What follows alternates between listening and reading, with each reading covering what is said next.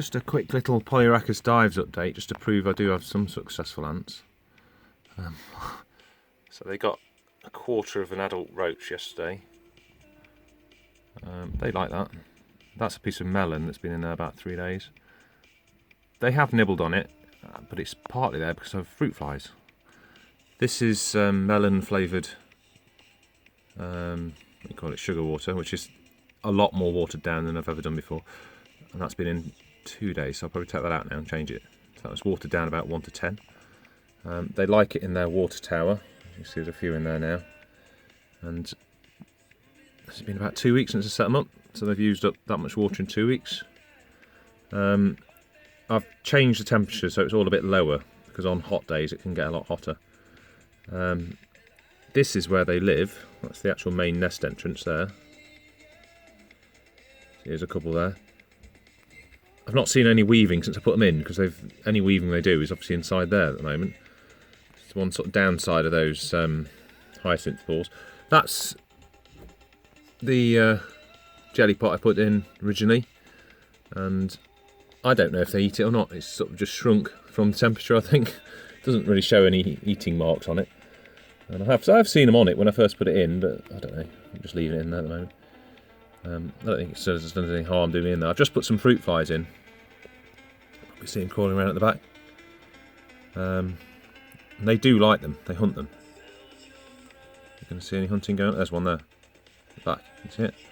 So he knows they're in. They're not. They tend to be sort of bump into them type hunters. You'll probably see in a minute. They know they're there, so they're after them, but they're not. I think the Auroventricide were the best hunters, because they could pounce from a few millimetres away and catch them every time. And they did that with the springtails as well. And I've recently, so the bottom of the tank's a bit different probably from the last time you saw it. I took all those other things out I've tried. The plaster nest thing just started going mouldy, basically. And the way I'm doing the humidity now, 57, that's after putting water in, is I just dribble some water straight into the centre of the tank. That piece of bark is because I've put some tropical grey tropical grey isopods in there and some springtails. I did think they'd eaten them all because I hadn't seen any for a week, but I saw about 3 walking around last night. So I put a few fish flakes in the bottom of there, just so they've got something else to eat. Because at the moment they're there just to eat the dead bodies and all that sort of stuff. And when you put the water in, springtails sort of just magically appear. There's one just walking into there now. No, he's gone. Missed it.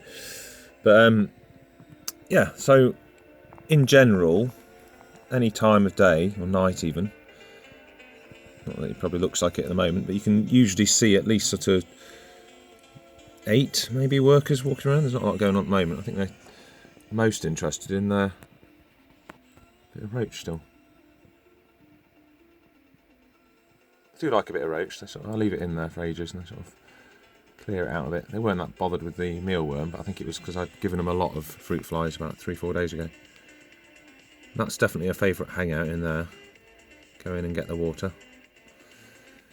Yeah, this is the Bluetooth gauge. I'm sort of just leaving it at that. I can't. The humidity does drop after about 3-4 days, and I have to splash more water in, and I can keep it around that 57. So that's about the best I can do really with the current setup.